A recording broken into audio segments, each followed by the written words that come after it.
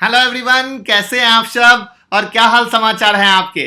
आप लोग हमेशा कहते हो सर पेनी स्टॉक बताइए, हमारा इन्वेस्टमेंट छोटा है और अगर हो सके तो 25-30 रुपए के शेयर बताइए जिससे कि हम ले सकें। करेक्ट है, कोशिश भी रहती है।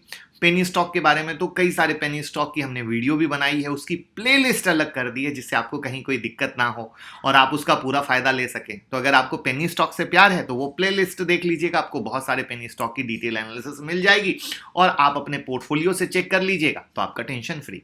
लेकिन आज हम लेके आए हैं दो ऐसे शेयर जो पेनी स्टॉक से अच्छे हैं, फंडामेंटली स्ट्रांग है और कंपनी ग्रोथ के हिसाब से आपको बेहतरीन रिटर्न देने का फुल पावर रखते हैं।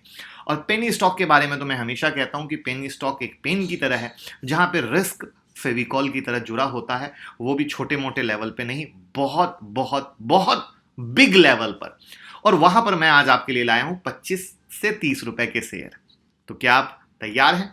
और सबसे प्यारी चीज है, ये दो कंपनियों से मैं दोस्ती करा चुका हूं, लेकिन आज छोटा छोटा जानकारी दूंगा और क्यों उसको करना है, कैसे करना है, उसके बारे में जानेंगे। तो मैं मुकुल अग्रवाल आपका आप ही के YouTube चैनल में स्वागत करता हूं। जो नए लोग हैं चैनल को जरूर सब्सक्राइब करें। रात के 8:30 बजे का शो कभी मिस ना करें, जहां देते हैं कुछ ट्रेड और बनता है पैसा। तो आप भी जुड़ जाएं और कमाते रहें। और अगर आप परेशान हैं कि स्टॉक मार्केट की ब्रेकिंग न्यूज कहां मिलती है तो टेंशन नहीं लेने का। 75,000 से ज्यादा लोग जुड़कर टेलीग्राम और ट्विटर पे उसका फायदा ले रहे हैं। आप भी जुड़ जाएं, सारी ब्रेकिंग न्यूज सबसे पहले आपके पॉकेट में रहेगी।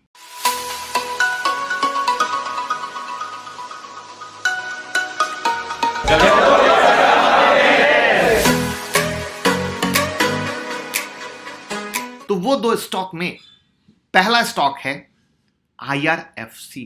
1986 में कंपनी शुरू हुई थी, आरबीआई में NBFC के तौर पे दर्ज हुई थी, रजिस्टर हुई थी। अब इसको क्यों किया गया था? तो इंफ्रास्ट्रक्चर फाइनेंस कंपनी के अंडर में। इनके वर्किंग को अगर समझने की कोशिश करें तो मैंगो पीपल के भाषा में ये 3 काम करती हैं: लीजिंग, लैंडिंग और फाइनेंसिंग। और IRFC का जो मेन काम है ना, इंडियन रेलवे के एक्स्ट्रा बजटरी रिसोर्सेज या फिर इंफ्रास्ट्रक्चर प्रोजेक्ट को मार्केट बोरोइंग के थ्रू पूरा करने का है। इसके अलावा रेलवे के जो मूवेबल एसेट यानी कि लोकोमोटिव, वैगन जो होते हैं, उसमें हम रोलिंग स्टॉक भी कहते हैं, यूज करता है वहां से IRFC फाइनेंस के तौर पे। अब ये तो हो गया थोड़ा सा कंपनी का काम कि बजट में क्या हुआ। तो इंडियन इकोनॉमी के ग्रोथ के लिए रेलवे कितना क्रूशियल है ये सब जानते हैं। और बजट में ये बात चल रही थी कि रेलवे में डिसइन्वेस्टमेंट देखने को मिल सकता है, बट हुआ उल्टा। 1.10 लाख करोड़ का बजट एलोकेशन हमें इस सेक्टर में देखने को मिला। करेक्ट है, जहां 1,07,100 करोड़ का एलोकेशन तो केवल और केवल कैपिटल एक्सपेंडिचर के लिए किया गया। अब जिस तरीके से इंडियन रेलवे का एक्सपेंशन प्लान है इंक्लूडिंग बुलेट ट्रेन, ऐसे में IRFC की कितनी जरूरत पड़ने वाली है इसका अंदाजा आप खुद लगा सकते हैं। जब फाइनेंस की कंपनी है वहां पे पैसे कहां से? तो सिर्फ यहां से। अब अगर इनके फाइनेंशियल को देखें तो इनका नेट इनकम लगातार इंक्रीज हो रहा है। कोविड का कोई इंपैक्ट आपको नहीं दिख रहा है, क्योंकि कोविड के टाइम भी काम हुआ है। अब सिंपल सी बात, अगर आपको रेलवे के एक्सपेंशन प्लान पर विश्वास है, उसके ग्रोथ पर विश्वास है, तो वहां पर सिर्फ और सिर्फ नीड होने वाली है IRFC की। मेरे दोस्त, रातों रात इस स्टॉक को लेकर कुछ मैजिक सोचते हो तो आप गलत हो, लेकिन अगर 5 इयर्स के हिसाब से सोचते हो तो बेस्ट रिटर्न देगा। ये रातों रात वाली बात मैंने क्यों बोली, इसका भी कारण है। एक तो ये सस्ता शेयर, उसके बाद भी इसमें गिरावट हुई थी और गिरावट होके ये 21 रुपए तक आया था। वहां पे लोग इतने परेशान हो गए थे, इतना ट्विटर, इतना टेलीग्राम पे मैसेज, इतना वीडियो में, सर क्या हो गया शेयर को, सर क्या हो गया। अरे ट्राई टू अंडरस्टैंड, ये सब शेयर वैसे नहीं चलते जैसे आप दूसरे को देखते हो। ये सब अपनी, इनकी, मैं कहता हूं ना, हर स्टॉक की अपनी चाल है। जब मैंने सुजलॉन बनाया उसकी चाल को दिखाया, जब मैंने ट्राइडेंट का पेनी स्टॉक बताया मैंने क्लियर टाइटल दिया, चाल को पहचानो। सब स्टॉक की अपनी चाल होती है। तो ये चीज के लिए मैं बार बार कहता हूं, रियल इन्वेस्टर हो तो ही पैसा डालो, वरना झूठ मूठ में पैसे भी लगाओगे, खून भी जलेगा, और खून जल जाए सो जल जाए। प्रॉब्लम तो ये है कि खून जलाने के बाद नुकसान भी कर लेते हो, अंत में गिरता है वो। रोज देखने की बीमारी। इन्वेस्टर शेयर के प्राइस रोज नहीं देखते, कोई चीज लगातार ऊपर नहीं जाती। ये अच्छे से सिर्फ अच्छी कंपनी रखिएगा, कंपनी के प्रोजेक्ट पे, प्रोसेस पे ध्यान रखिए, तो दिक्कत नहीं होगी। अब दूसरा स्टॉक कौन सा है? आरवीएनएल, इंडियन रेलवे की ही एक सब्सिडरी है, Rail Vikas Nigam. As a investor 2019 में आए इनके आईपीओ के बारे में काफी लोग अच्छे से जानते होंगे, आपने पैसा भी लगाया होगा। क्यों, कमाया था या नहीं? कमेंट बॉक्स में जरूर बताइए। क्योंकि 19 रुपीज में इनका आईपीओ था और उसके बाद का नेक्स्ट बिग हाई है 35 रुपीज का। करेक्ट है, मोटा मोटा पैसा डबल।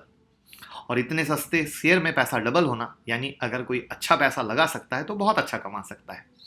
तो कंपनी से क्विक दोस्ती, रेलवे लाइन बिछाना हो, गॉज कन्वर्सन करना हो, रेलवे का इलेक्ट्रिफिकेशन करना हो, या फिर मेट्रो के प्रोजेक्ट को डेवलप करना हो, इंफ्रास्ट्रक्चर डेवलपमेंट में एक ही नाम सबसे ऊपर आपको दिखेगा, वो है आरवीएनएल।